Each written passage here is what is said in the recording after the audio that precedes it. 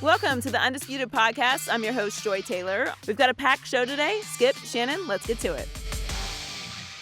Welcome to Undisputed. We're live from Los Angeles. I'm Joy Taylor, here with Skip Bayless and Shannon Sharpe. Good morning, guys. Good morning, Joy. How are you today? I'm good. Very festive. I just have one prediction to make. I will guarantee that Jalen Ramsey will not play in this Super Bowl. How about that? Yeah. You know, I just want to get that out of the way. You going out on a limb? Yeah, I'm going way out on a limb. How are you, Shannon? I'm good, bro. I'm good.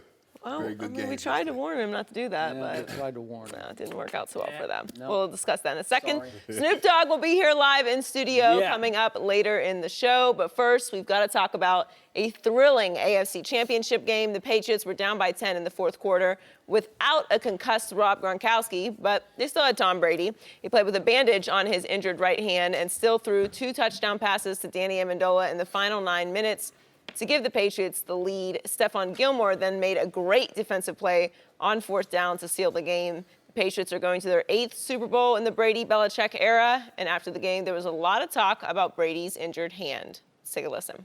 You know, I'd rather not do anything with my hand, but it just, I couldn't do, that's kind of what I had to deal with. So I just wrapped it up and tried to cover it up and see if, go out there and play and be effective. Did it impact at all? I'd rather not wear it, but I think it sounds kind of arrogant to say, oh, yeah, it bothered me when we had a pretty good game, so I wouldn't say that. Tom, can you take us through the 3rd and 18 throw to Danny Doesn't that Amendola? sound arrogant if I said that? It's like when Tiger Woods said that was my seed game and he won the tournament. Can you just speak to the resourcefulness of Tom dealing with something like that midweek and then coming out and playing a huge game like that? I mean, look, Tom did a great job, and he's a tough guy. We all know that, all right? But, I'm not talking about open-heart surgery here. Shannon, what happened yesterday? First, you give credit to both the teams for making it thus far, but you extend another level of gratitude for the Patriots for finding a way to win this ball game. I thought Jacksonville offensively played as well as they could play. Blake Bortles made some throws. I was concerned about him being able to make 4 or 5 throws, not only to get first downs, get touchdowns, maybe flip the field position battle. He did exactly what they asked him to do. But I thought at the end of the first half, they had 55. The Patriots had just gone down, got a touchdown. There's 55 seconds left on the clock, and the Jags had 2 timeouts. And they took a knee. Not a handoff to see if Fournette could break a play, not a screen, something safe. The Patriots only had 1 timeout. So that would have been interesting to see. Maybe you can, spring something. On the flip side, you go look at last night, you see the Eagles. The Eagles get the ball back with 29 seconds on the clock on their own 20. They're up, 17? 17? And what do? Put the pedal to the metal, they go get a field goal. That's the difference. One team was playing to win, the other team was hoping to win. Skip, I was disappointed in how poorly the Jags defense, mainly the secondary, played, especially late third quarter and for the entirety of the fourth quarter. Brandon Cooks is a speed receiver. And with a speed receiver, you must challenge him at the line of scrimmage, because if you let him get ahead of steam, what's going to happen when you play off or you press bail, he's going to eat up that cushion so quick that you're going to start to bail up out of there because you think he's running the 9 route. Then he stops, the ball's on its way, there's nothing you can do about it. So I was surprised with how A.J. Bouye played him yesterday, given the fact that Bouye is a Pro Bowl corner. Jalen Ramsey, I didn't think he had a very good game because they flipped him on the other side when Cook started cooking Bouye, and then he gets a 40-plus yard pass interference. So I was very, very disappointed with how the defense played late in that ball game. Skip, and I don't know if you remember this, I think it was right before the Patriots got the ball. The Jags take a timeout. Out of the timeout on 3rd and 7, they get a delay of game. Now, they pick up the first down, but it was a delay of game. They move them back, then they get a sack. Basically, that's a 10-point swing at worst-case scenario, because you look like they're going to be in field goal range. They're going to get 3 points, if nothing else, maybe even a touchdown. Now you get an opportunity to stretch that lead. Maybe it's 17-10. Who knows, it's 21-10, because this is what you know. I said the magic number to get to in New England when you're playing the Patriots at home in the playoff is 24. That's the cutoff. You got to get to 24, because you know no matter how well you play defensively, Tom Brady is not done until the clock says 0. I don't think we give the Patriots defense nearly enough credit. And see, this is where Skip and I part ways. Because in the fourth quarter, 0 points, 0 for 5 on third downs, 2 first downs. That's how Tom Brady got back in this ball game. Without that, there is no miraculous comeback. There is no Tom Brady being hero because of what the Patriots defense was allowed to do.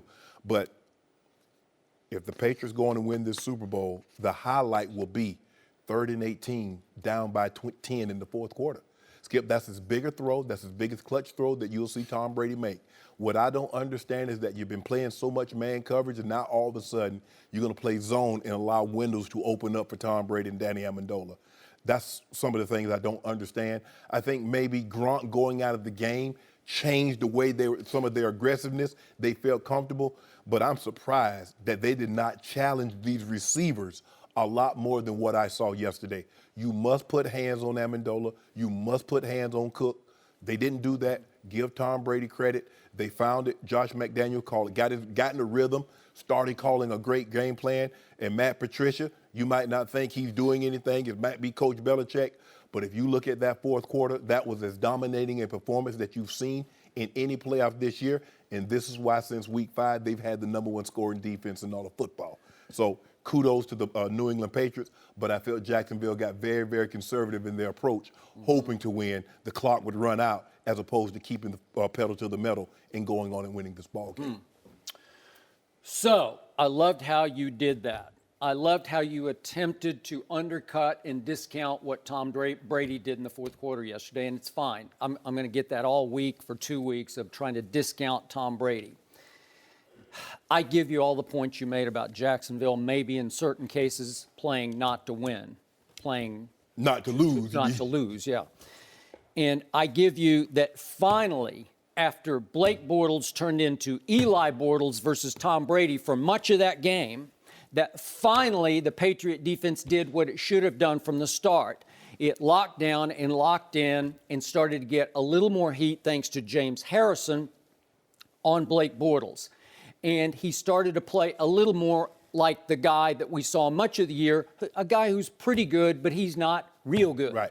A guy who threw 21 touchdowns to 13 interceptions during the regular season and had a QBR of 56, which on 0 to 100 scale is just a little above average. Finally, that guy was exposed in the fourth quarter by a Patriot defense that should have done it much earlier because he was completing third down throw after third down throw. And again, he had 6 third down conversions. 6 or 10 in the first 3 quarters. That's pretty good. Tom Brady had 3 third down conversions for the entire football game. But in the end, when it was time, Tom Brady did it again. So how was he able to do that in the fourth quarter? Tom Brady did it again. When it looked like, with 8 minutes and 45 seconds left, that they were hopelessly behind by 10 points, he did it again. And I want to put this in perspective for everyone. There's obviously no Julian Edelman, no Martellus Bennett from last year. And in the end, the go-to receiver, I want people to understand this, was Danny Amendola. He is 5 feet 11 inches tall, and he weighs 190 pounds. And once upon a time, he was undrafted out of Texas Tech because he ran a 4.740 at the combine. This is your go-to receiver in the fourth quarter. This is the guy who caught the 3rd and 18 pass over the middle, and it was a thing of beauty. Look at Brady's footwork. If we can see that one more time in the pocket, we're seeing one to the outside. But again, for Tom Brady to be able to beat the cover 2 with him turning underneath both the safeties and drop it just over the linebackers to little Danny Amendola in the middle of the field by sliding to his left to beat the rush, it's just a masterpiece. It's a thing of beauty. It's clutchness beyond comprehension. Throwing to Danny Amendola, I want everybody to understand, there's no Julio Jones out there. There's obviously no Antonio Brown. There's not even an Alshon Jeffrey on the field. But Skip, that's the point that you keep missing. You assume and you want people to believe, but because they're not these guys, they can't play. They fit what the Patriots do. It's because Tom Brady makes them fit what he does. He'll do it with anybody. He could take Shannon Sharpe at almost age 50 and say, I'll figure it out. I'll win with Shannon Sharpe. And remember, he lost Gronk late in the second quarter again. He didn't have Gronk for the last 8 games last year. And he did it again in the second half with no Gronkowski. It's just incomprehensible to me. And Shannon Sharpe, you have to understand, you realize they had 46 yards rushing and won the football game. And more important, remember, they only had 28 yards rushing when Deion Lewis got loose on the 3rd and 9 late in the game. Remember this? That was the clock-killing play when he went wide? Yes. At that point, they had 28 yards rushing, and they still beat the Jacksonville Jaguars. How is that? It's because Tom Brady keeps coming up all-time clutch, game after game after game. And remember, the Patriots had the ball for only 25 minutes. Blake Bortles had it for 35 minutes, 35 to 25. And you said all last week, there's no way Tom Brady's going to throw for 300 against this defense. Well, guess what? In just 25 minutes, he threw for 290. How did he do that? So if you don't mind me asking, can you tell me the part that Tom Brady played that gave up 0 points and 2 first downs and 0 for 5 on 3rd down? Can you tell me the part finally that he locked in? But so you keep saying finally. As you said all last week, Jacksonville's not good enough on offense, but it took 3 quarters for them to finally draw a bead on Blake Bortles. They played 4. He needed the ball back, but again, he's going up against as athletic and talented a defense as there is in the National Football League. And he is shredding it under pressure in the 4th quarter where you cannot make a mistake. How many picks did he throw yesterday? You kept saying, he was down the stretch. He was horrible. He threw all these picks. He threw 0 yesterday. Yeah. Did Blake Bortles throw a pick? But no. the difference... The Patriot defense takes it away from nobody. It's what they don't do. But did they create turnovers? Who won the turnover battle yesterday? 1-0. 1-0. Wait, New England lost the turnover battle and beat Jacksonville? But Skip, here's the thing that you don't understand. It's not how much long you possess the ball. At the end of those possessions, are you getting punts? Are you getting field goals? Are you getting touchdowns? Or are you punting the ball? Because what we saw is that they were possessing the ball for 3, 4, 5 minutes, but they were punting it away. No harm, no foul. If you're going to possess the ball, just possessing the football doesn't win you the game. Points win you games. And they had opportunities to put the game away. As I mentioned, right before the half, 55 seconds, 3 timeouts on your 25. At least show your quarterback. Hand the ball to Fournette. Maybe he springs one. You never know. You run a screen. They only have 1 timeout. So if you don't get anything, you just take a knee and you go from there. You look at Doug Peterson, the game he called on his own 29 seconds with 2 timeouts. Nick Foles go get a field goal. Again, you playing to win as opposed to hoping to win. I felt later in that ball game, Skip, they started hoping because if you remember the first half, I say they should throw early to run late. The Patriots will say, we know you want to run the ball on 1st down, so we're not going to allow you to do it. And then they got the lead. Chung was basically playing a linebacker. He moved from center field. He moved from the 2-deep safety. He was playing right next to Van Noy. And they still was trying to run the ball. You must throw when you know they're in single coverage, Skip. And they played right into the hands of the Patriots.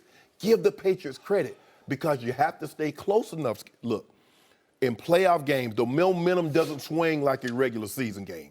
It goes back and forth, back and forth. In a playoff game, you'll have it. The question is, when you have the momentum, can you put enough separation between you and your opponent? And when Jacksonville had the momentum, they didn't do that. New England got the momentum. They got 2 touchdowns. They win the game. Kudos. But, Skip, I don't know what game you were watching yesterday. I was watching Tom Brady be as clutch, the clutchest athletic performer in any sport we have ever seen, and he did it again on the biggest stage yesterday. I've never seen anything like it. All year long, you make a case. I'll take Aaron Rodgers because in a vacuum, he's the greatest thrower of the football. Baloney! Baloney! Aaron Rodgers won 1 Super Bowl 7 years ago. He's 5-6 in the postseason since then. This guy on the biggest stages keeps coming up as clutch as anybody ever. Like I told you last year, I'm the biggest Michael Jordan fan you will find on the planet. But this guy is even more clutch than Michael It can't Jordan. be because Michael Jordan has never lost in the finals. So you can't say he's more clutch when he's lost 2 games in the finals. The problem is, for Michael, he was too good for his own good because they never played a single Game 7 in any of those finals. And these are all Game 7 kind of games. So that goes to his greatness that he wouldn't allow it to get to that point. Now, see, that's the point that you make when you're trying to bash LeBron. How great Michael Jordan was, he never went to a Game 7. Now to try to flip it to show Tom Brady has surpassed him, you said if he should have went to Game 7 to show his clutchness. You can't have it both ways. Okay, and speaking of LeBron James, I know he's in his 15th year and he's Iron Man. Baloney. This guy at age 40 is like he's 22. Skip, he's at the end of his 18th year and he played that level Skip, yesterday. plays one side of the ball. Woo, woo. But it's still football, man, and he still gets rocked. Did Miles Jack not jack him up? Yeah, he got hit a couple of times, Skip, but you can't say a guy that's playing both offense and defense in year 15 is the equivalent of a guy playing offense at 18 year at the quarterback position. Come on, Skip. Now let's be real about this. I'm not trying to take anything away from Tom Brady. You see any decline? I'm not trying to poo-poo what he's done, but you're trying to make it seem like oh my God. And say again, I know you're trying to hold, you don't want to talk about it, and he did this with 12 stitches in his hand. Wait, time out. I'm glad you just said that. Did I bring up, it was 10 stitches. Did I bring up anything about his hand?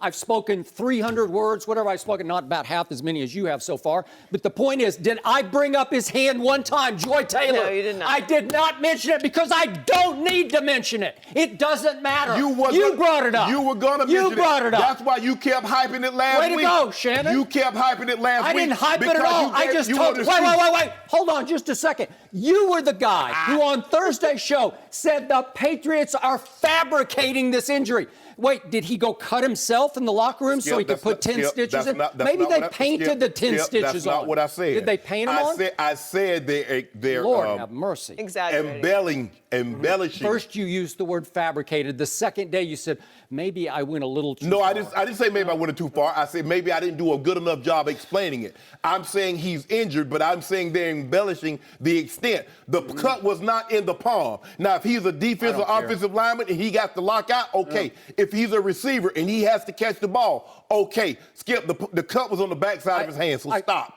I'm not. Wait a minute. Stop what? I never started. Did I say anything about his hand? You kept bringing it, Skip. I just said he was hurt. You said he's not hurt. I love what Coach Belichick said, and we're going to talk about that comment. Here's the thing. I remember last year at the Australian Open, there was one Serena Williams that was 3-4 months pregnant. She never said a thing because she didn't want to use an excuse. She had a legitimate excuse. Did Tom Brady use it as an excuse? Did he? No. He said it'd be arrogant if I used it as an excuse. He just poo-pooed. He shot it completely down. He didn't want to talk about it. The fact of the matter that we knew about it, I'm saying Serena did not reveal until afterwards because she didn't want to give it an excuse, and she did. She could have a legitimate excuse. She got a human growing inside her. Well, there's rules for having to. They could have said Tom Brady. I don't need an excuse. I don't need an excuse. I didn't use an excuse. Yes, you did. I'm not trying to. Yes, I did win. You did. You tried to use it last week. I did not. I just said he's hurt. You said he's not hurt. And 10 stitches later, I think I was dead right about that. Skip, the 10 stitches was on the back of his hand. It's not on the back of his hand. Where was it? It's here at the base of his thumb on the inside. It was right on top of it. No, it's not. It's inside. No, it was not. It was the back of his hand. No, it is. Skip, stop it. And by the way, his thumb, if you could see it before the game, it was twice the size of what it usually is. And I don't care. It doesn't matter. It doesn't matter because, look, it amazes me that Tom Brady will never get the credit for what he does because there's Brady hate, there's jealousness, there's resentment. Skip. And look at what he's done. Just quickly, look back at what he did. Late in the first Super Bowl against the St. Louis Rams, he completes 5 passes to set up a Super Bowl. Yeah. They're all clutch passes. Then against Carolina, his next Super Bowl, he completes 7 passes to set up a late field goal. And again, he didn't kick the field goal, but you got to keep converting. He had converted 1/3, 3 on that drive. And then he's down 10. Isn't that what Aaron Rodgers did last year in the division? But you said it was the hand of God. Okay, they cooked those field goals in. You got to keep converting. That was against in the divisional playoff Yes. game? Okay, so do you want to compare Aaron Rodgers? What's he done to Tom Brady? Wait a second, let me finish. So against the Legion of Boom, he's down 10 in the fourth quarter. It's just like yesterday. There's no hope. And what does he do? He goes 13 of 15 in the fourth quarter for 124 yards and pulls it off with 2 touchdown passes. And then he's down 16 to Atlanta last year with 5:46 left. You think he had a shot? I'm sitting back thinking, boy, this is going to be dicey. And in the fourth quarter and overtime, he throws for 246 and 2 more touchdowns. It's all-time clutchness, game after game after game, but you have to undercut it. You have to say, oh, come on. No, What? no. You know, it's just Skip, like jealousy. I don't know what it is. I'm not trying to undercut it. I'm saying Tom Brady is historically, he's transcendent great, but it's not good of that. That's not a good enough story. See, him being 40 is not a good enough story. You know what? That's true. It's not good enough. There's always got to be something wrong. Well, the defense finally did. Yeah, and Stephon Gilmore finally made a play. But if you don't have number 12, are you going to win this game? No, you're not going to win this game. But if the defense doesn't blow their backs and let them score more points, are you going to win this game no matter how great Tom Brady is? I'm saying the storyline just can't be Tom Brady played great. Tom Brady is playing as great in year 18 at age 40 as he had at any point in time. That's not good enough for you. You want to add more yeast to the story so it can rise. Now he's playing with a 10-inch gash in the inside of his thumb. It rose and you won't acknowledge it. You won't embrace it. You won't credit it. He still gets less credit than any quarterback of this magnitude ever. He deserves the credit. He played well that 3rd and 18 throw, the throws that he made to Amendola. There were some big-time throws that he made. My point is, they could have said he has an injured hand. The NFL injury report does not require you be specific and say which hand. They did that just like you would. But everybody reported it was his throwing hand. We knew that. How do we know that, Skip? Because the Boston Globe reported. The Boston How did they know that, Skip? They got sources inside the team. Okay. Were they right? Thank you. That's my point. Well, you don't think it's a big story when the quarterback of the Super Bowl favorite injures his throwing hand on Wednesday? It's a huge story. It's a big deal if he injures his non-throwing hand. It's a big deal if he injures any part of his body. That's my point. The injury report of the NFL does not require you to be specific. Okay, but I wouldn't have even brought it up if you hadn't brought it up. Because I think you want it to be part of the story. Skip, it's a part. No, nobody's doing it except you. Skip. You're seeing ghosts. Skip. You are. Had no one mentioned anything leading up to it, we would not have known until we saw the black thing on his hand, and then they would have asked him after the game. Then it could have been a part of the story. But it was a part of the story leading up until we got to the beginning. Okay, but he said yesterday, unless you think he's a liar, maybe you do, he said on Wednesday, Thursday, and Friday, he wasn't sure if he could play in the game on Sunday. Oh, my goodness. Stop it. You don't think so? All I know is what... Listening to Coach Belichick's comment, he is tired of talking about it kind of like... You know what? That's because there's as much Brady hate going on inside Bill Belichick as inside Shannon Sharpe. No, ain't no hell. Yeah. Coach Belichick said, "Why I need to hate?" You know, I'm the architect of this. Yeah, that's what he thinks. I'm the architect of this. Now we're getting to the bottom of it. Yeah. You live here, Tom. Don't give that quarterback any credit. You live here, Tom. I deserve all the credit. This. Oh, did he? I built this. You mean the guy who was about to be fired when Tom Brady fell out of heaven into his lap? I don't know about Because Drew Bledsoe got All I'm saying is I built this. I drafted you. Yeah. Everybody that's in New England, other than the Kraft family, I brought them here. Yeah. He Josh McDaniels, I brought you. Matt Patricia, Charlie Weiss, Romeo Crennel, Bill O'Brien. No matter who you are, if you from 2000 Skip Bayless until now, Bill Belichick. In the year 2000, Bill Belichick went 5-11 for the Patriots, and he was 0-2 when Mo Lewis, thankfully for all those Patriots, hit Drew Bledsoe and knocked him out.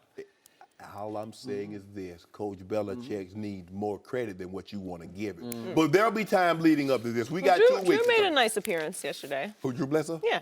Yeah. Got him up in there. We'll discuss Bill Belichick's comments a little later. But next, can the Eagles beat the Patriots in the Super Bowl? No mercy. Rob Gronkowski suffered a concussion late in the second quarter yesterday after a helmet-to-helmet hit by Barry Church. Gronk went to the locker room and did not return to the game. The Patriots were down by 11 when Gronk was hurt, but still came back to win. Shannon, how important is Gronk to Brady? Gronk makes them a better team. People need to realize Tom Brady won 3 Super Bowls when Gronk was probably in elementary or middle school. So, and since he's been there, he's missed a total of 32 games, regular season and playoffs. So that's the equivalent of 2 seasons. So Tom Brady has gotten used to playing with Rob Gronkowski out of the lineup. He just makes them a more dangerous offense. Would you believe this? That the Golden State Warriors are 25-5 without Kevin Durant? But we know they're a different animal. with Kevin Durant in that lineup. I thought this was about Gronkowski. No, Skip, it is about Gronkowski, but I'm just showing you great teams can overcome the absence of a great player. You know what I'm trying to do. I don't. Yes, know. you do. Yes, you You're do. trying to change the subject, but that's okay. No, the subject is Gronk and the Patriots. They are a better team. They're more diverse. With Gronk, he demands double teams, which leaves even the receivers get even more wide open because you're paying so much attention to him. So I get it. I get it why people are like, well, he missed the last 6 games. He missed the playoffs last year and they won a Super Bowl. Yeah. Brady had won 4 Super Bowls without Gronk. But to try and diminish Gronk, look at since Gronk has entered the NFL, and you tell me the offensive player that scored more touchdowns than Gronk, a receiver, a running back, or tight end. There isn't any. So you can make a case that Brady is all-time great without trying to undermine Gronk, because Gronk's dominance is unquestioned. He being a great player is unquestioned. But Brady has found a way to play regardless. Edelman's not in the lineup. He's going to a Super Bowl. There have been several guys that have missed. Tom Brady knows how to work with what he has, and those guys work really, really well in that offense. Everybody wouldn't know how to use an Edelman or an Amendola or some of these other guys.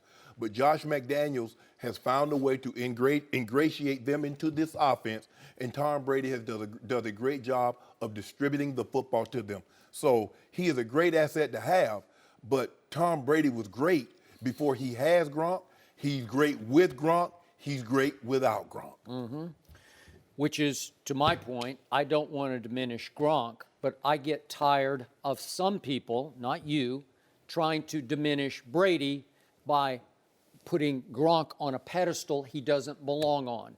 He doesn't make Tom Brady. No. Nor does Tom Brady make Gronkowski. They're both really good, but Tom Brady is transcendent. Yeah, or as you would say, transcendental. Well, it's hard to know what Gronk would be without Tom because he's always had Tom. We know what Tom is without Gronk because we've seen a 10-year body of work.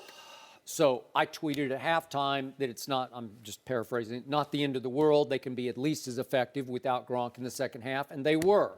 Because just for the record, yesterday, pre-Gronk, they were losing 14-3. Post-Gronk, they won 21-6. That was the score after Gronk. Correct. In pre-Gronk yesterday, Tom Brady was 11 of 16 for 112 yards. In post-Gronk concussion, 15 of 22 was Tom Brady for 178 yards and 2 touchdowns. No touchdowns before, 2 after. So yesterday, he was a little better, if not a lot better, without Gronkowski. Why is that? What I don't like about Gronkowski in the offense is it reminds me a little bit of Dak to Dez. Obviously Dak kept forcing the ball to Dez when he's covered. Now, Gronk is not a shell of himself, obviously, but sometimes this offense gets too Gronk-centric because clearly every team is going to try to take the big guy away. Right. And yesterday, it was Miles Jack. It was Jalen Ramsey, often with a little help from a safety. Sometimes Gibson over the top. And they're just taking him away. Yeah. They're just saying, I dare you to throw it to him. He dropped one he should have caught in the first half. And then that one was a tough catch that he was about to make. And he should have gone to Church, I guess, because Barry Church went to him, right? Well, Skip, blew him up. It was a great play, but Skip, if you notice, Church tried to turn to his side. Yeah, he didn't try to headhunt him. He turned to the side, but that's physics. You run into another body, bodies are going to collide, heads are going to come forward, and this is what you get. So is it a fair call? Yeah, it's the right call. Absolutely. The way it Absolutely. Is. Okay, so the point is, sometimes Tom Brady is a victim of forcing passes to 87. And when 87's gone, all of a sudden everything opens up. I'm not saying any other receiver is as good as 87. Right. When you get it to 87 in the open field, nobody can do the damage 87 can do. But all of a sudden, James White comes into play. Little Deion Lewis comes into play. You're swinging it. You're crossing them occasionally. You're getting them on linebackers. And then it's Brandon Cooks. And then it's obviously Danny Amendola. And all of a sudden, the ball's getting spread. And they play a little faster. And Tom Brady's not Gronk-centric anymore. Right. I can make a case they're at least as good without Gronk. Yeah. Maybe not better. I mean, it's close. When you look at the numbers, they score average 30 points with Gronk, 31 without him. I just think the thing is, Skip, is that when he's in the lineup, those 5-yard routes, passes that White and Lewis get, all of a sudden they're 10 because the linebackers are even further out because they got to try to get up under Gronk because somebody might have him over the top, but they need to be up underneath. Skip, is when you have a talent like a Gronk or a Julio or an Antonio Brown, you got to go into the game says, I got to give him X amount of targets because you know what he represents. But because Tom Brady, because the offense is what it is, they have one dominant player in Gronk, and they have a lot of other guys that do a lot of things really well. None of them burn it. Now, Cooks can flat out fly. He can fly. Hogan's faster than you think, but you look at him because he's white, you don't think he can run. I agree. But he eat ground up in a hurry. He can, but he's also bigger than you think. Yeah. But Amendola and Edelman does such a great job of understanding nuances of route running, especially from the slot. Things happen so much quicker. And Tom needs to know, okay, he's going to come out on the other side of that window. So Tom is throwing it, hoping that they're going to be where they're supposed to be. Those guys work really, really well with Tom. Everybody, Skip, top receivers would have a hard time. We saw Ocho Cinco, Skip, and when he couldn't freelance and he couldn't be that guy, he looked like he had never seen a football. It's pretty pathetic, I got to say. It was. Yeah. Tom Brady threw him one gift early in that Super Bowl, the second Eli Super Bowl, just so he could have a catch in the Super Bowl. And that was about the end of that. But I remind everybody, last year, as you said, down the stretch, it was the last 8 games, including the playoff games. Correct. No Gronk. And Tom Brady averaged 311 yards passing. It's pretty good. 17 touchdowns to 4 interceptions. And in the Super Bowl, as everybody remembers, he was 43 of 62 for 466 with no Gronk. So we have the various Rob Parkers sit here and say, no Gronk, no hardware. No, wrong. Right. You can still go win without him. So we're going to have 2 weeks of, is Gronk going to come okay? I believe he'll be fine. Yeah, he'll probably be fine. And if he isn't, I'm fine. I'm still going to pick New England because I think they can be at least as good without Gronkowski. And remember what happened the final regular season game this year?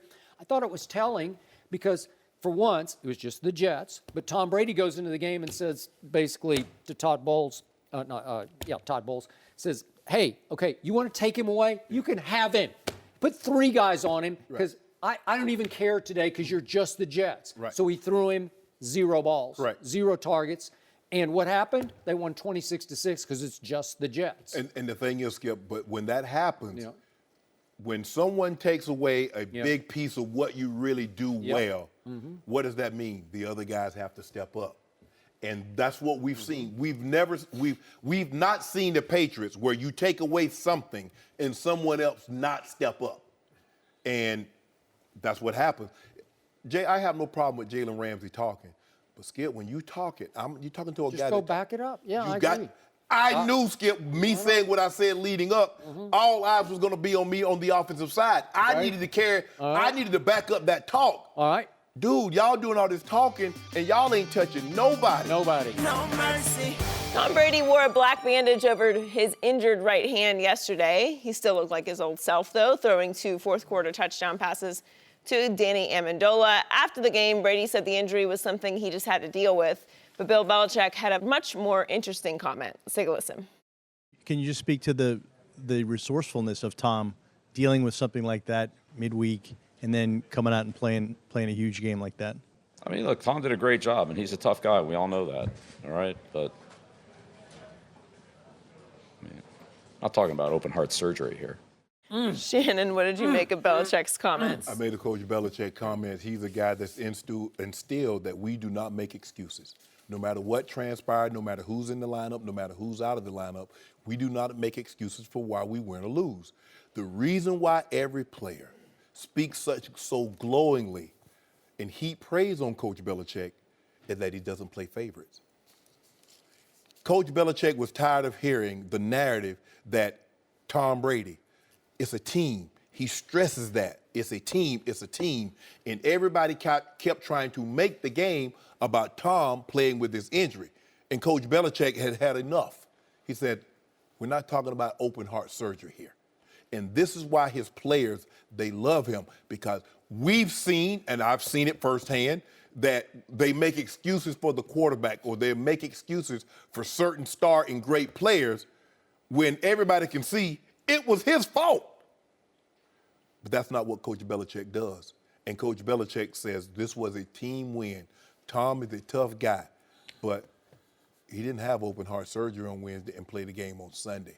So Coach Belichick just basically laid down the gauntlet and says enough of this, okay? The guy played, he cut his hand, and he went out there. But the New England Patriots won, not just Tom Brady. And I think that wasn't an accident that he said that. He could have said a lot of other things, but that wasn't an accident that he said that. It definitely was not an accident. It was a pointed shot at his quarterback, with whom he is forced to share way too much credit in Bill Belichick's opinion. That sounded like a Shannon Sharpe comment on Undisputed. That was Bill Belichick saying, what are we doing? We're overblowing this little cut on his thumb of his throwing hand. Tom No wasn't big with deal. child like Serena. So let's go back to what Tom Brady said and what was reported, that when this accident happened in practice on Wednesday, Tom Brady was screaming in agony, not because of the pain, because of what Tom Brady said after the game yesterday. Of all the plays, my season can't end on a handoff in practice. You don't think that shook up the quarterback at midweek? Wednesday, Thursday practice is crucial. And he has some rare, inexplicable accident with Rex Burkhead, at least that was the report. Yeah. And his thumb got bent back so far that it split. Right. It's like maybe you'd catch a pass, The the webbing would split. Yes. Something in that webbing where it split all the way across, except it was on the underneath side. Right.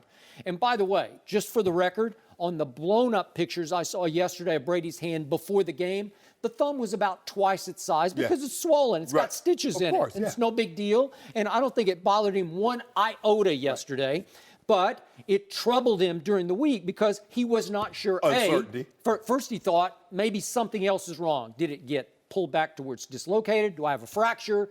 Is it just sprained? Because any of the above could have eliminated him from playing in the game. Well, if he had a severe sprain, Skip, that's the problem because the grip comes into play now. Okay. So he said Wednesday night, I'm quoting Tom Brady. Wednesday night, Thursday, I was not sure.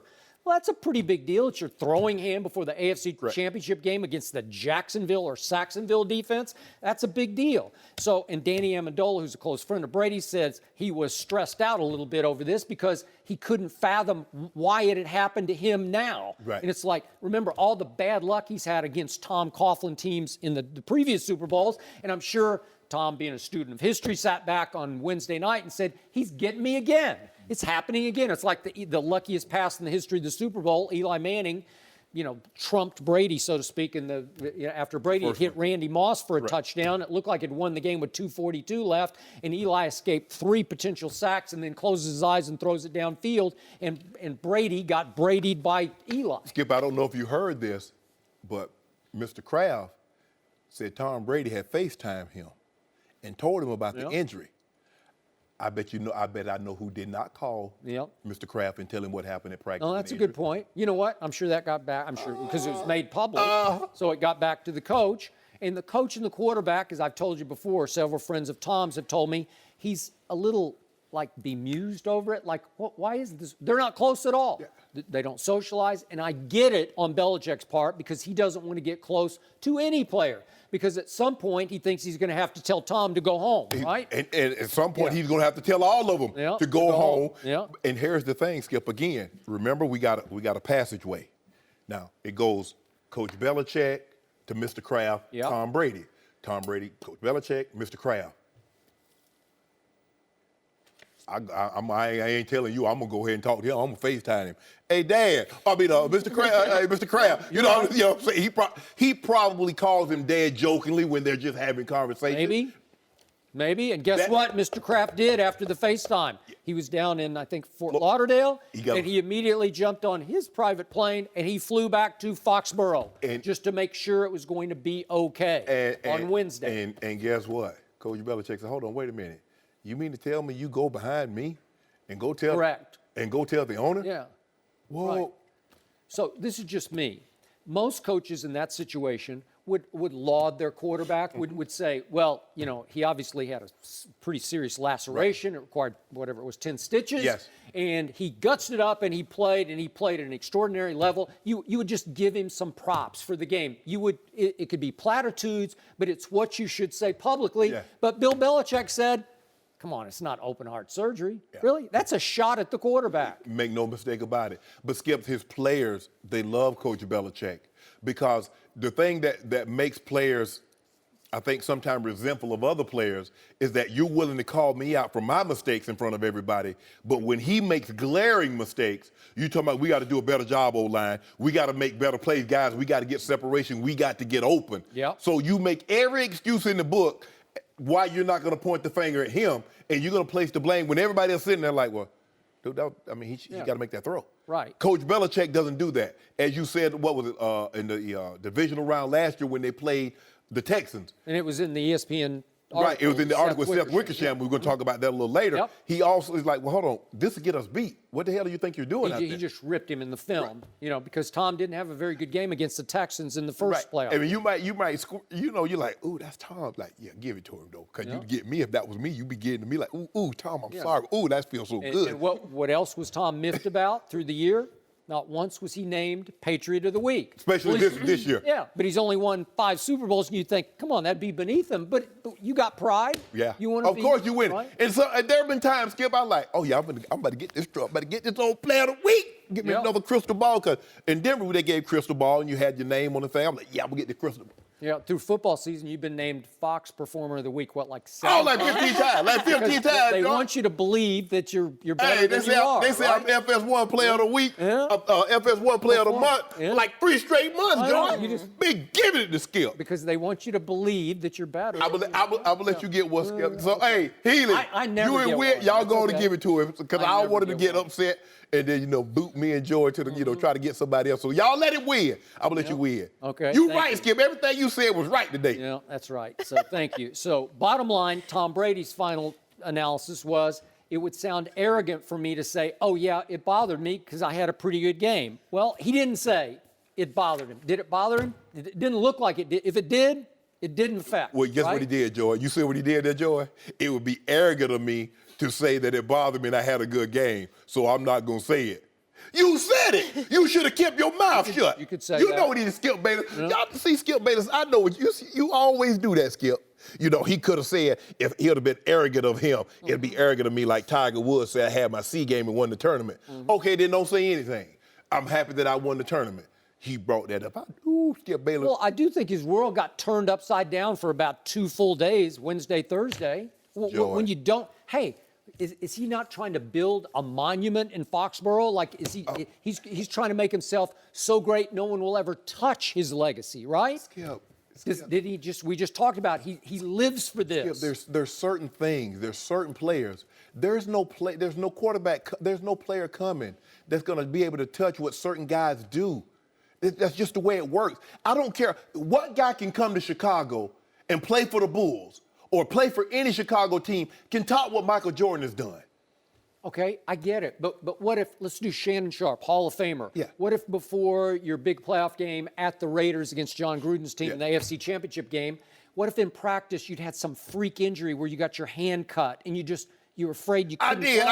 I was up under the weather all week, Joe. I didn't know how I was going to do it. They said, well, Shannon, what do you want? I said, I don't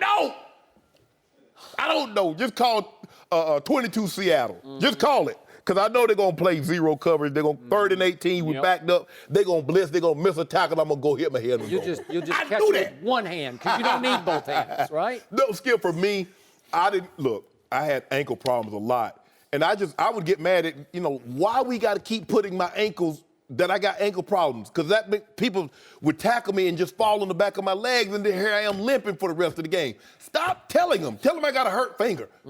Lie. Like y'all ain't never lied before. Lie. It's okay. Joy, remember, it's okay to lie if it will spare someone great harm or despair. No mercy. The Eagles were a home underdog yesterday, and they fell behind 7-0. But after that, they dominated the Vikings. Patrick Robertson started it with a pick 6 of Case Keenum. And then Nick Foles took over with 3 touchdown passes. Philly blew out Minnesota 38-7 and will now meet the Patriots in the Super Bowl. Let's take a listen to Doug Peterson and Foles after the game. I haven't even had time to really comprehend what is going on, to be honest. Like, I don't know if I ever will. It's unbelievable. When I was up on that stage, that's something you dream about as a kid. And, just being the magnitude of this game and for us to go out as a team and put together a great performance, I mean, that's something really special. It's kind of surreal, I love coaching this football team. I love coaching those players in there. It's a tremendous feeling, quite honestly. I mean, it just really hasn't sunk in. I mean, it's and the thing is about this team is, all the adversity and the negativity or whatever that surrounds the team. These guys don't listen to that, and I don't listen to that, and they come to work and practice hard every day, and they love being around each other. Shannon, what happened yesterday? What happened? Skip, what happened? What I told you would happen. Case Keenum realized, you know what, I'm a journeyman. I'm a backup quarterback. If you put that pressure on him, this is what we've seen from Case Keenum. Skip, we were watching the game against Washington. They were handily just giving it to the Washington. And on back-to-back possessions, he throw picks. Washington gets back in the ball game. They go on and win. We saw this last week, up 17-0. That game starts getting close, and all of a sudden he's not throwing the ball with the same conviction, with the same purpose. And it took that Minnesota Miracle to get them to where they play in the championship game. Congratulations on both teams getting there. Congratulations to Philly moving on. I thought Doug Peterson called as good a game yesterday as he had at any point in time this season. He was unbelievable. Nick Foles played in the year he had 27 touchdowns and 2 picks in one game. Skip, you remember he threw 7 touchdowns in one game. I think it was against the Raiders. Mm-hmm. Nick Foles, I don't believe he can play any better. Again, only 7 incompletions, 26 of 33. Hold on, I might be cheating. I don't want to cheat. Yeah, 26 of 33, 352, 3 touchdowns, 1 sack, didn't turn the football over. And then when they get the lead, this is what they can do. Jim Schwartz can unleash those hounds. Fletcher Cox, Curry, and Jernigan, and Graham, and all those guys, they get to go hunting. And they did a great job. The turning point was the pick 6. Once they turned that ball over, Skip, and they got that crowd into it, Case Keenum did absolutely nothing after that. They challenged, every throw was a challenge, and that's what you have to do. Give the Eagles credit. The Eagles played I still don't understand how, and I get it, that Vegas could have Philly as a 3.5-point underdogs at home. I can see if the Vikings had a franchise quarterback, a guy that wasn't a journeyman himself, I think Vegas took the L this week because they had 7 half points skip to Jacksonville, and they had 3.5 here. Nick Foles on third down was 10 of 11 for 159 yards and 2 touchdowns. Now remember, on third and long, the Eagles had the #1 conversion team in all of football. They do a very good job on third downs. Now, they didn't run for a ton of yards, but they ran just enough to make Minnesota play it honest. They got 30 rush attempts, 110 yards, 3.7, but it was just enough. Carson threw 33. And you see what they was doing, Skip? They were running it just enough. They stick the ball in there, quick throw to Alshon. Stick the ball in there, quick throw to Torrey Smith. Kept them off balance, and next thing you know, we get big shots over the top. Philadelphia Eagles, they played well. I'm surprised that they won by this much, and this is what normally happens. Games get out of hand like this very, very easily, especially in the playoffs. If you have a weakness, if you have a flaw, and you play a team that can exploit it, this is what happens. They had a major flaw as far as not being able to run the football with any conviction, and Case Keenum is what we thought he would be. He's playing from the front. He has a nice cushion. He can throw the ball. He can be really well. But you put him in a situation where you need him to play great in order to win. Proof in the pudding.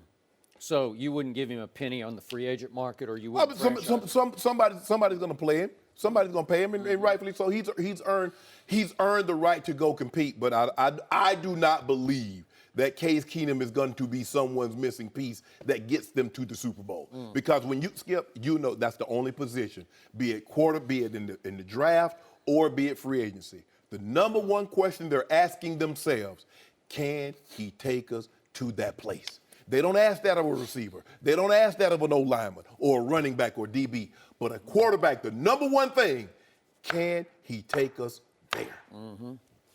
So, Case Keenum did throw 22 touchdowns this year to only 7 interceptions, and he did throw for 318 yards against the 10th-ranked Saints defense last week, albeit up in that Thunderdome in Minneapolis. I do not believe what happened yesterday should be on Case Keenum. Because, remember, Case Keenum started the game 75 yards, 9 plays, touchdown pass to Rudolph. I thought he looked really good. He did. Opening drive, he looked great. Then you're right. The pick six changed everything. And why did the pick six happen? Because Chris Long made another play in another big game. Way to go, Harry Long's kid. He's back again, and he's back in another Super Bowl, and he's playing for the other team. And why did he say he wanted to leave? Well, he wanted more reps, right? He wanted to be a DN. Yeah, he did. And he is. And we'll see if he can wreak a little revenge. Not that I think he's got any revenge in his heart on Bill Belichick, but he is a playmaker. He always has been. And once again, he has helped that defensive line rotation get this team and lift it to the Super Bowl. But he gets free and rakes the arm of Case Keenum, and the ball flutters. Patrick Robinson picks it, and then nobody seemed to want to tackle him, as often happens in those quick turn plays where all of a sudden you have quick change, and it's like, wait a minute, we got to play defense. You got 5 guys that don't really know how to tackle as far as offensive tackle. And he reversed field, and he started picking up blocks. It's over. And it was over. And it looked like the Vikings were shell-shocked at that point. Yes. But what mostly happened in this game is that Nick Foles, with some help from his coach, Peterson, calling the plays, and some help from his run game, and some help from his receivers, and a whole lot of help from his offensive line, they shredded the number one defense in the National Football League. The number one defense on third down all year long was the Minnesota Vikings. And through 3 quarters yesterday, Nick Foles and company were 8 out of 10 on third down. 8 out of 10? They had the best third down defense since the 1975 Purple People Eaters. So you got to go back 40-plus years to have a defense that did what this Minnesota Vikings team did on third down. On third down. And just through 3 quarters, it was 8 out of 10. Just through 3 quarters, the Philadelphia Eagles piled up 403 yards on the number one ranked defense. Wow. It got embarrassed yesterday, right? It did. And again, I'm going to say what I said. 2 weeks ago, I picked the Eagles over the Falcons because I think they're a really good football team. And 1 week ago, sitting in this chair, I used this word, the operative word, laughable, that the odds makers in making these Eagles 3.5-point underdogs at home was laughable to me because they're way, way better than that. And I'm going to say this one more time about Nick Foles. He's pretty good. He did have 27 touchdowns to 2 interceptions under Chip Kelly back in 2013. But if we can go back a little farther, he came out of Drew Brees High School, Austin Westlake, which is a passing powerhouse, as one of the top recruits in the country. And he also got recruited by Texas and Baylor to play basketball. Nick Foles is 6 feet 6 inches tall. You have made the case, and it's a good case, that usually that's too tall to play quarterback. See Paxton Lynch, see Brock Osweiler. Dude, you go for inch high. You got to go for inch high. It's 6'7". Maybe 6'7". Yeah, 6'7". Okay, so the cutoff is 6'6". But Nick Foles is 6'6" and weighs, he's 245-ish. He might weigh 250 by now as a grown man, right? Yep. And do we have a picture of Nick Foles, the video from his press conference? Do we have it handy? I don't know if we do. Oh, here with the glasses? Oh, here. Yeah, check this guy out. This is what you're up against. Look at this guy. There's Nick Foles in his press conference yesterday. He looks like he could do your taxes, right? Yeah. He's trying to sell you something. That's that guy? Yeah. He about to sell you something, Skip. I don't know what it is.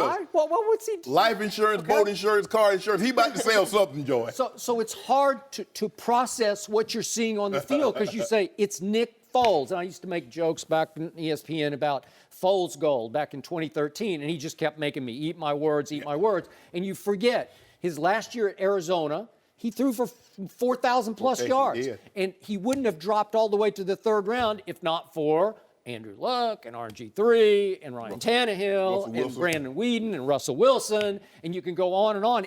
That draft was top-heavy with quarterbacks, Yeah. and some people were making the case that Nick Foles should have been a first-rounder. Right. And Chip Kelly snatched him in the third round and made him look like a first-rounder when he made the Pro Bowl in 2013. Yep. So my point is, he's pretty good. Well, so now we get back to your argument. Once again, it got undercut. Carson Wentz for MVP? I'm sorry, I don't see it. Yeah, this is not about Carson Wentz. But look what just happened. Skip, no, Look what no. Nick Foles did that to the number one ranked defense. No, what you know the- why? Because he's got a really good football team But around him. this is why Howie Roseman should get a raise, because what you do is that you build your team. You know, if somebody gets injured, okay, we lose a Hall of Fame left tackle, Jason Peters. Big V, we need you to come in. Now, the Cowboys, on the other hand, what they've shown you, Sean Lee have shown you since he's knew been we'd in the have to go back to the NFL. Cowboys. Yeah, the Cowboys. You didn't have an adequate backup. Your left tackle, Tyron Smith, Skip, over the last 2 or 3 years, what has been a reoccurring theme with Tyron Smith? That back. You are addicted to talking about the Dallas No, Cowboys. I'm no, not. no, I didn't no, bring him no, up. no, You no, did. No, you should, because And- I'm but not you gonna were let right. you. I'm not gonna let you undercut Carson. Walk it to him. Okay, I don't know what that means. He limping it to him right now. He limping limping it to him right Wentz. now. But the point is, you make a case for Carson Wentz as if he made the Eagles great. No, they made him great. This is a really, really good football team in every phase. And say it again. A really good football team that's not dependent on one player, a la Sean Lee. That's not dependent on one player, Zeke Elliott. That's Okay. not dependent on one player, Tyron Smith. That is a team. Okay. Exactly. Say it again with me, Skip Bayless. A team. And you're going to have to deal with them for the next decade. Yeah, and by the way, did you call Big V's name for the wrong reason yesterday? Did you say, oh, he got beat on that play? I never saw him get beat once. Everson Griffin's over there just trying to bully him. And what happened? No, Big V held up, right? No, you kept telling me, Chris Carter and I, we tried to tell you what Case Keenum was, but you didn't want to hear us. He's not going to win a shootout, even with Nick Foles in Philadelphia. He was favored. He went 75 yards in 9 plays to start the game. That was pretty great. Well, he still threw for, 271 yards? That's not bad. Well, here's the He's thing. not going to win a shootout when his defense is just getting annihilated. But here's the thing with your argument, Skip. If you started the game and it was sudden death, the first team score, Case Keenum would have been unbelievable. But there's something called a football game where you play 4 quarters, 15 minutes. It's called 60 minutes. And the reason why because guess what he was doing, Skip? He kept turning the ball over. He kept going 3 and out, putting that defense on the field. And we know this. No matter how great your defense is, if you put them out there on the field enough, bad things will happen. Okay, but Case Keenum's next turnover came when he gets blindside blasted, right? And they were in field goal range. Who knows what could have happened, Joy? Okay, where's his left tackle? What happened? That's Riley that Reid. Looked like Chaz Green. No. Skip, don't do that. Don't do that. No, I'm serious. Just because Barnett just came and just blasted the ball out of his hand. How about this here? Just because the guy gets beat for a sack doesn't mean you have to lose possession of the ball. You got to hold on to it. So Nick Wentz or Carson Foles, it doesn't matter. They're Stop. 6-1, No, half it's dozen the not. other. Skip, you saw what you're being happened. disrespectful, Skip MVP, Bayless. you're disqualified. No, We he's are not going to disqualified. see Nick Foles in the Super Bowl, and let's talk about that Super Bowl matchup. Westgate has the Patriots as a 5.5-point favorite over the Eagles. That makes Philly the biggest Super Bowl underdog since 2009. Tom Brady will be starting his 8th Super Bowl, while Nick Foles will be starting his 4th career playoff game. Shannon, how much of a shot do you give the Eagles to pull the upsets? I give them a great shot because it's one game and anything can happen in one game. And I think this is why people love football so much, because no matter how big of an underdog a team might be, on a given day, a funny bounce, a kick here, an injury there, and it changes the landscape of what can happen in that ball game. So I give them an excellent chance. They have a defense that can put pressure. They get more quarterback hits, more quarterback pressures on any opposing quarterback than any team in football. Fletcher Cox was a monster yesterday. Chris Long was being disruptive.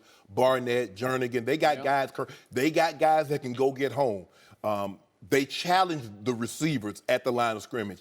And I'm a firm believer that's what you have to do. Even if you are a pressure defense, you must challenge, because if you give guys free release, I don't care who they are. They don't have to be Julio Jones. They don't have to be Antonio Brown. Guys in this league are good enough to find open spaces if you don't challenge them at the line of scrimmage and throw their timing off. So that's what you try and do. You try to pressure with your 4 and throw the timing off on the back end. But I think they have a great – now, do I expect Nick Foles to throw for 350 yards again? No. But what he can't do is turn the ball over. Skip, you have to give this – I don't think people got an opportunity to see this defense, maybe not as much as they probably should. But if you can hold the Atlanta Falcons and that offense to 10 points and they get 4 cracks at you inside the 10 to win the game and you keep them out of the end zone. They did. And you saw, and granted, I think Nick Foles is a good quarterback. I don't think you can win a championship with him, but he played well. You held that team to 7 points. You held that team to 7 points. You did. So you know what they represent defensively. They got guys. Alshon played big yesterday. Now, they got big guys that, you know, they don't have a Julio and an Antonio or some of these. I don't know. Those guys are pretty good. But Alshon is a monster. He's a monster. He's a big body guy who has great hands. He's not going to run by you, but he will make contested catches. Torrey Smith is great in this role. San Francisco signed him to be a number 1. He's more suited to be a number 2. He is. You got Aguilar, who played big. You got those tight ends. You got Ernst, you got Burton, you got Selleck. Skip, they do a great job. And this is what I like about Peterson because he tried to get all of them involved. In Ajayi, ran the ball well. The Winnebago, when they needed a clutch run, 11-yard touchdown run, he dropped the hammer on LeGarrette Blount. Could the Patriots have used LeGarrette yesterday? But, Skip, you know, the difference between this team and the Patriots, their passing game, 13 passes between Deion Lewis and White. And although a lot of them didn't go for first downs, it's to sit up 2nd and 4. It's to sit up 3rd and 3. That's what their running game is. They really haven't had a running game since they really had Corey Dillon. That's when they had a 1,500-yard rusher, Skip. That's when they were really, really special. But Tom Brady does it a lot of different ways. They don't need a number 1 running back that needs 300 carries. They'll win a lot of different ways. You see Deion Lewis, he went and got a 100-yard game late in the season if that's what's needed of him. Not yesterday, but no, they didn't need that yesterday. They needed Tom to be Tom, and he was. But on any given Sunday or Saturday or Monday, anything can happen in football. Now, I have no problem. One guy's starting, 37 games. One guy's starting his 4th game. One guy's starting his 6th Super Bowl. The other guy's making his 4th playoff start. We can see one coach has coached in 11 Super Bowls. This is his 1st one. So we can see a lot of things, Skip, why it's a 5.5-point underdog. And I think that 2009, that was the Saints against the Colts, if I'm not mistaken. That was that Super Bowl. And again, we saw what happened. Saints played an all-time historic day. Drew Brees was great. They won the game, got a big costly turnover. The Eagles can definitely win this game, but they're going to have to play their best football to take down the New England Patriots and what they represent. Are you leaning that direction? I'm not leaning any direction right now. I mean, who knows? Tom Brady, Tom Brady might, all of a sudden he might oversleep if the alarm clock done goes off. And then you have another reason to add some more to this. You might have a home accident, fall down the stairs. You never know, right? You never know. Who knows? The dog might push him down the stairs. He might got Scooby-Doo as a pet. Yeah, you never know. So, as much as I don't like the Philadelphia Eagles because I'm a lifelong Cowboy fan and they're the one team in the division I just can't stand. I can barely stand the Redskins, and I have respect for the Giants, but the Eagles, I just can't this is the team you least wanted to see go to the Super Bowl. You could have gone the Giants. Okay, you can live with that. In the big picture, yes, and it was so typical of their front-running arrogance that they're all down on the sidelines doing the skull chant at the end. The Vikings didn't deserve that. They weren't did. trash talking. Yeah, they did. Yeah, we're talking. Oh, they were not. Were they doing skull chants? Skip, you and I both know. Minnesota was, even as the game was getting ready, they were still celebrating the Minnesota Miracle. They talked about that. So, okay, I get it. That was a great play, Skip, and it launched you to an opportunity to play the NFC title game. But after Monday, you should let that go. Yeah. Okay. Y'all skull chanting. Lane Johnson out of the University of Oklahoma, the right tackle, made an early mistake already, but it's typical Eagles post-game. We're too full of ourselves when he said he wants a shot at that pretty boy Tom Brady. Well, fortunately for Lane Johnson, he doesn't have to go up against the pretty boy because he's on the offensive line. But now back to the point. I have nothing but respect for this football team as a whole. I can take nothing away because if I go unit by unit, if I start with the offensive line, I think Philly's offensive line is a little better than New England's. Just a little bit better. With Kelsey and Lane Johnson. Lane Johnson's an all-pro Pro Bowl. Kelsey made the Pro Bowl also. The Eagles' running game is definitely a cut above New England's running game. It may be 2 cuts above. They're committed to the run more so than New England. And that Corey Clement, I don't know how they stole him in the draft, but he can play. Every time I look up, he's making a little big play. Mm-hmm.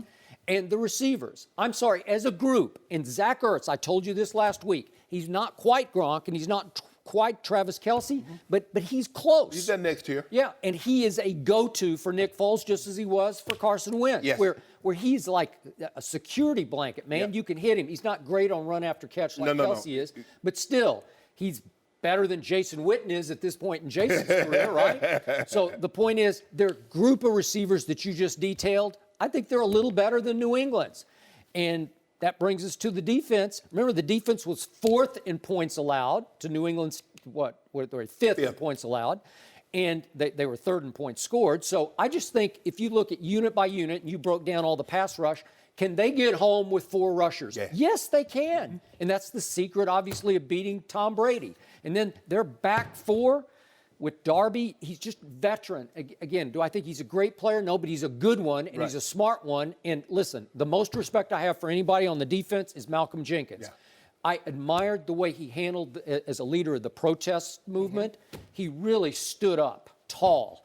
And I thought he was a driving force to make sure it all worked out. Yeah. Remember when they made their final agreement with the NFL? Yes. And Malcolm Jenkins was in the middle of that, just as he's in the middle of every big play that secondary makes. And he will, again, if Gronkowski is healthy, which we assume he will be, I think Malcolm Jenkins is going to have a lot to do with covering Rob Gronkowski in this game. So in the big picture, do I give him a shot if Nick Foles can play the way he did yesterday? Yeah, I do. Yeah. Again, I must admit, though, and again, maybe I've lost all objectivity on Tom Brady, but I thought it would be a 7 or 8 point game, and it's 5.5. Yeah. Some have 6.5. Yeah. But the thing is, Skip, is that, and you can see why even at 5.5, that's still a lot of points for a Super Bowl that's on a neutral site. Yep. Now, if they were going to play this game in New England, I think you and I both agree would have been 7 points. But on a neutral site game, that's still a lot of points. The question is, and we've seen this happen before.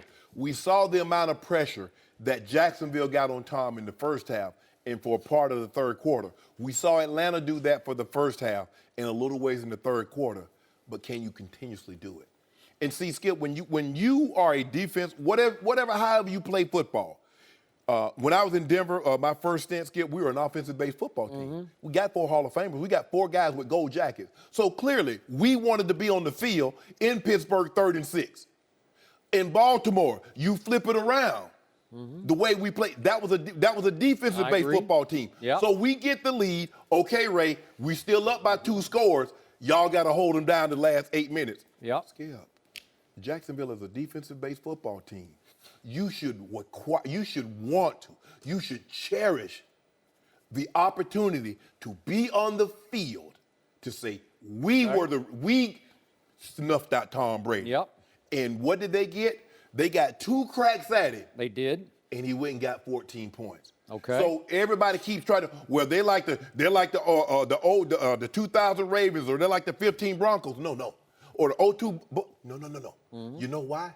Because those defenses shut it and brought it home. Mm-hmm. And you want to be that, you got to bring it home. Okay. The mark of any unit, Skip, can you go get done when you absolutely have to? Yep. Can you go get it done? That's what makes Brady that offense last special. Point, if I'm making the case that Nick Foles has a little better team around him than Tom Brady has around Tom Brady, then it's going to come down to, can Nick Foles play the way he did yesterday? And I'm going to just throw one last number at you. Nick Foles has now played 3 playoff games, not a huge body of work. He's completing 75% of his passes. And if you just do a minimum of 90 attempts in the postseason, that's the all-time highest percentage ever. He's 72 of 96. Think about that. 72 completions and 96 attempts. That's pretty great. 793 yards, 5 touchdowns, 0 interceptions. Oh, he played unbelievable yesterday. Well, he played unbelievable in all 3 of his Yeah, he playoff could have games. easily won that game. They lost to the Saints because when he left the field, they were up. They were up. He took them for what looked like could be the winning score. And then Drew came back and let him down and kicked the game-winning field goal. So again, do I think Nick Foles is going to choke in the Super Bowl? I don't. Skip, you never know. No. That's a big moment.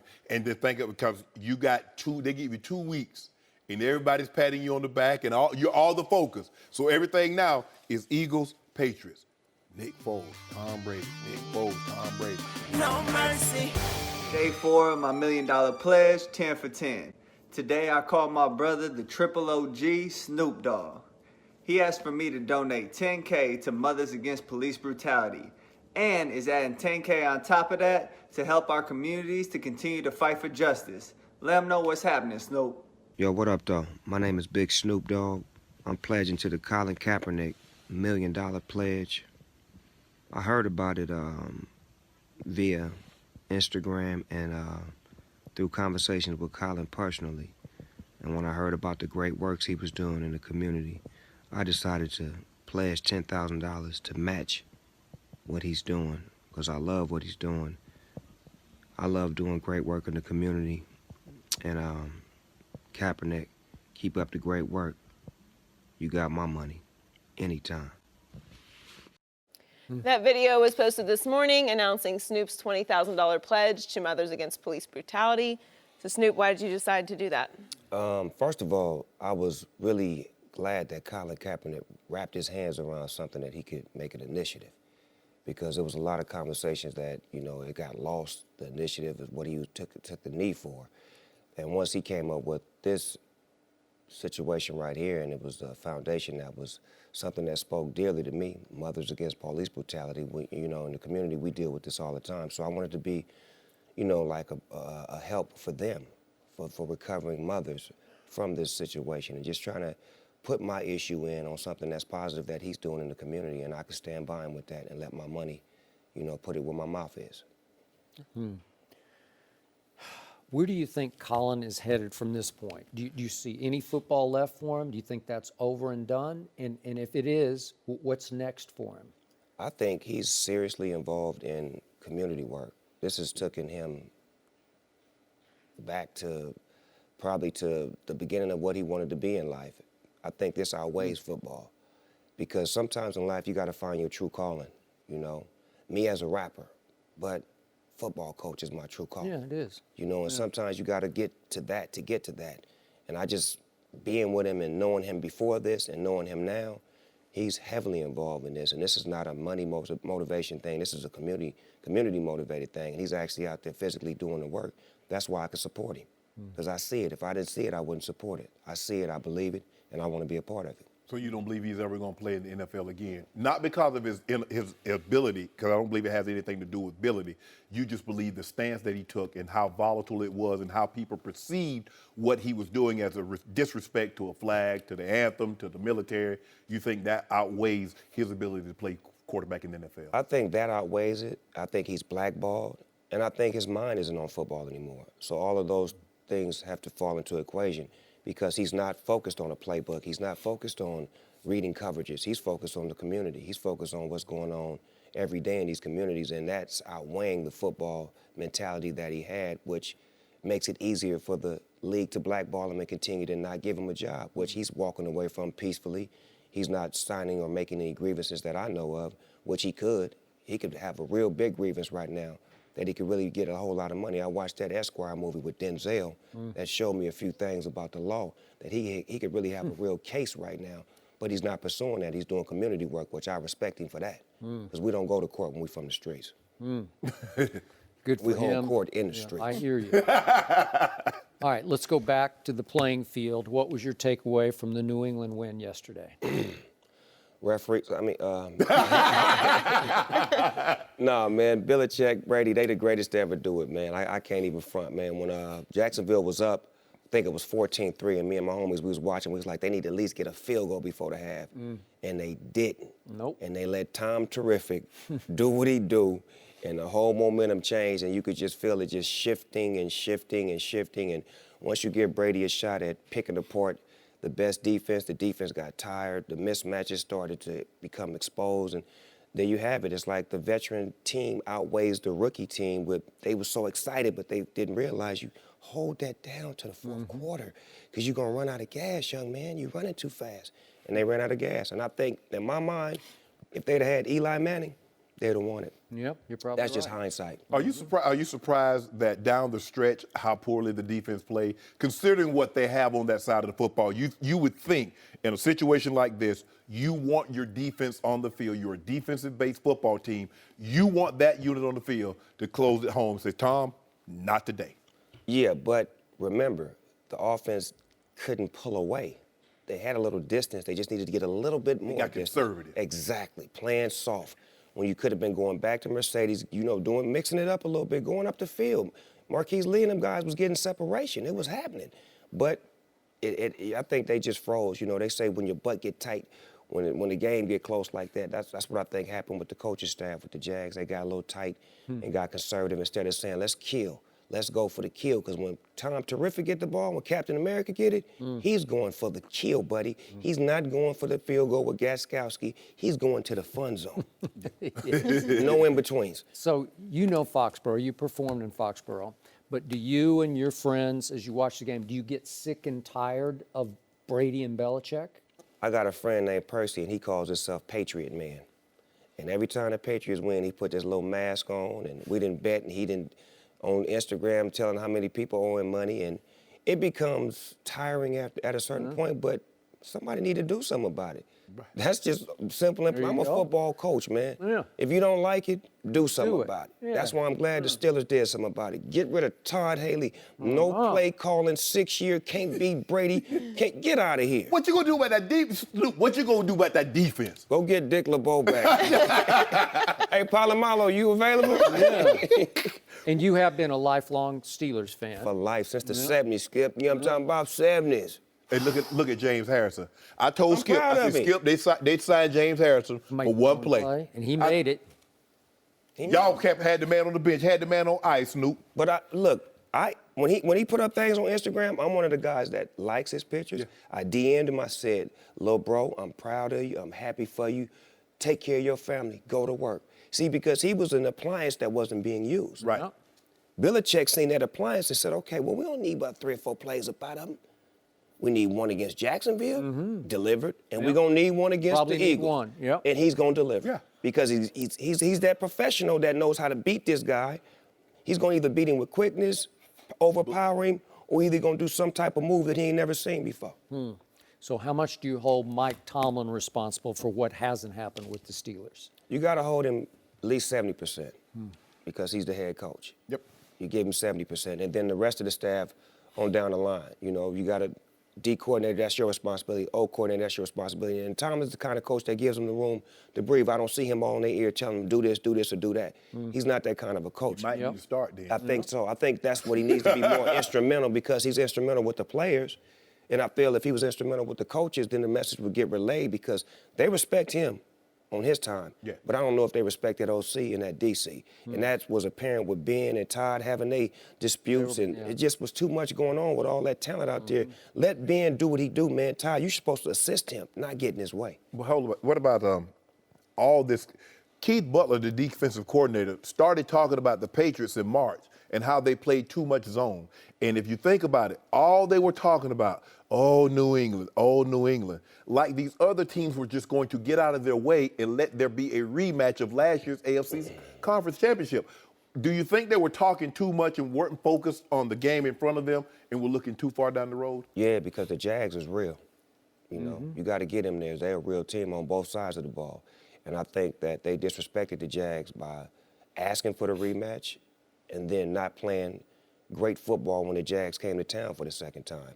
That is not easy to do, to win in Heinz Field two times with a team like the team that we had, with the quarterback that we had, with the running back, the receivers. So it is what it is. I give respect to the Jags. I lost a lot of money that game. I lost a lot of respect. But I want to say that the Jags defense and Mercedes Lewis from Long Beach Poly High School, y'all did y'all thing, man. I appreciate these, honey. I appreciate these, thank honey. you so much Yeah. for But next time, our come with them guests. cream. Them I got you, dog. Okay. You gonna fire him up now? Yeah, stop, Skip. We got your extra goodies too. Yeah, I got to get you. Skip, don't start no mess on that. Yeah, exactly. Be sure to check We're a out family Coach show. Snoop on Netflix February 2nd. Snoop, thanks for joining me. Thank y'all for having me. No mercy.